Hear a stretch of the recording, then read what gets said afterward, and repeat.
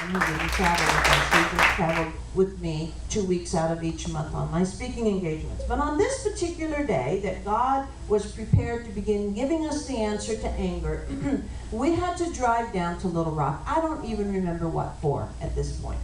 And when I came out of the bedroom after getting ready to go, there was Daniel, Matthew in his arms, his harness and leash on, all ready to go. And I was absolutely delighted.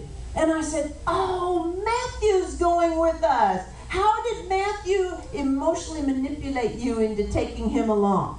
And Daniel said, none of your business. But anyway, everybody was happy. I was happy, Matthew was happy, Daniel was happy, and we all climbed in his pickup truck for the trip down to Little Rock, which takes a little more than 2 hours to get there because it's 125 miles. All right, so we started out, and the first half of the trip is in the narrow, curvy, 2-lane, mountainous roads. Matthew very quickly purred himself to sleep in my lap, and we were traveling along. Now you know, and I've been experiencing it since I've been here and on every trip I go on, there are basically 2 different kinds of drivers here in the United States, right? There's the slow drivers. In the passing lane, this is my road. I'm going to drive 15 miles an hour under the speed limit if I want to, and you don't need to go any faster than I want to go. Some of you are those slow drivers, huh? And then there are the fast drivers. Hurry up, get out of my way. I've got places to go and things to do. Now, my husband is a 1-star general in the United States Air Force.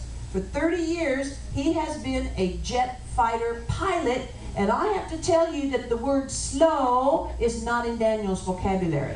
He does not know the meaning of the word slow. And he takes all of our vehicles and he soups them up, which is fine with me, and so that they will go very, very fast. So it wasn't long, and we came up behind one of these slow drivers. But the problem was, we were still on the narrow, curvy mountain roads, and Daniel couldn't pass him. And it was one of those drivers that the closer that Daniel came to his bumper, the more he would put on the brakes and slow down. You've all experienced this at some time or another, I'm sure. It is a source of great frustration, especially when you're someone that has to commute into a downtown large city and cope with rush hour traffic. You ever notice there's a lot of drivers that leave about 10 car lengths between them and the car in front of them?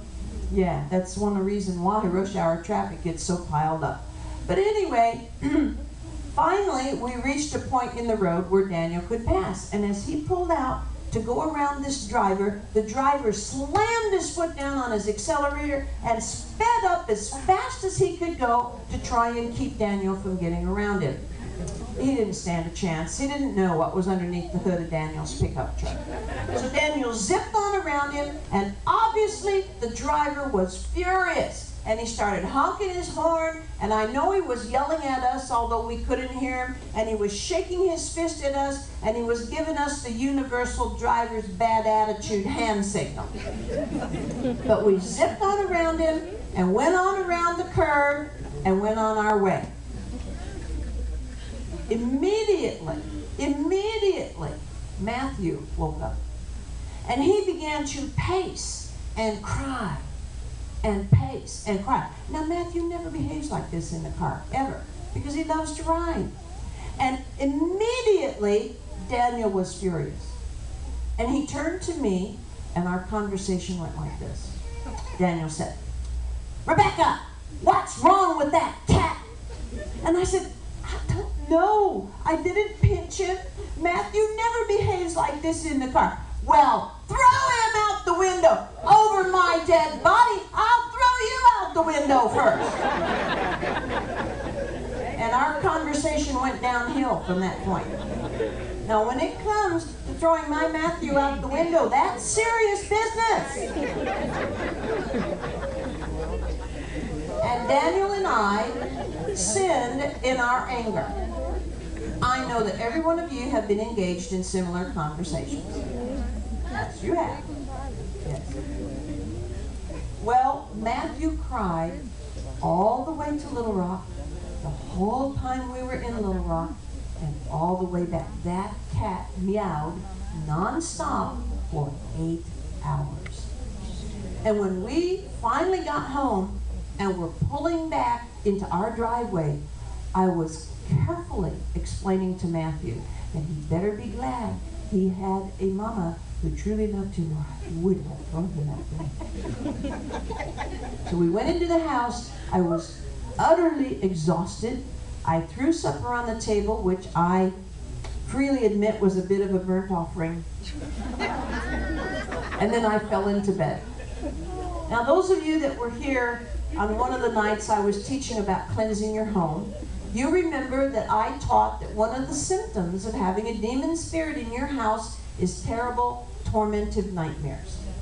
Well, I fell asleep, and it wasn't long, and I had a terrible, tormented nightmare. And I finally managed to wake up out of it, and I knew that there was a demon in our house. Now, you need to understand, the one thing I do not tolerate is a demon in our home.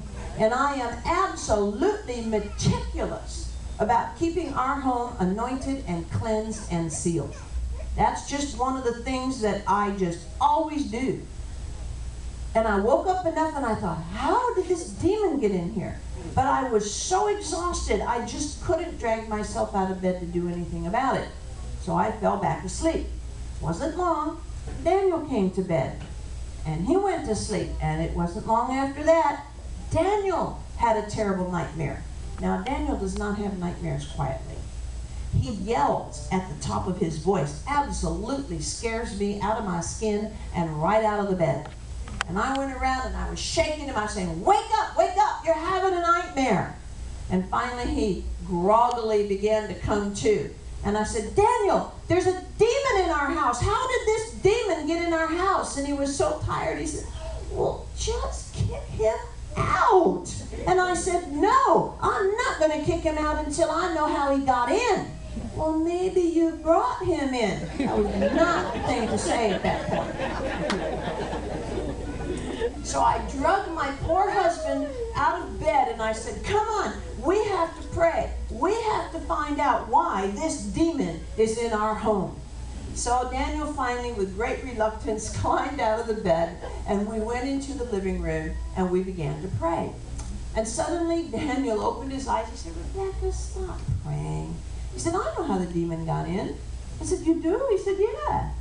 He said, do you remember that slow driver in the beginning of the trip? And I said, yeah, I remember. He said, do you remember the bumper sticker on the back of his car? No, you were driving so close I couldn't see the bumper. Well, he said there was a pentagram on it. The guy was into witchcraft. And he was so angry that Daniel passed him that his anger was a curse. Now remember I told you that animals see in the spirit realm? And so when the anger demons from that curse arrived in our pickup truck, immediately they woke up Matthew. And he was trying to tell us that something was terribly wrong. But we were too stupid to pay any attention to him. Because by that time Daniel was furious, and then of course I was furious, and then we were busily engaged in our period of intense fellowship. Yeah, and we sinned in our anger. Okay? And that sin gave those demon spirits the legal right to cling to us. And so when we got home, they rode into our house right on our backs. So we prayed and we confessed and we asked God to forgive us. We anointed one another, broke the curses off of us. I anointed Matthew, who was still pacing, by the way. He had never gone to sleep. And then we commanded all the curses to be broken, and we kicked all the demons out of the house, and we resealed our house, and instantly we had peace. And Matthew collapsed and went to sleep. Poor little guy slept the whole day the next day. He was utterly worn out from meowing for 8 hours in a row. All right, that was the first step in the lesson.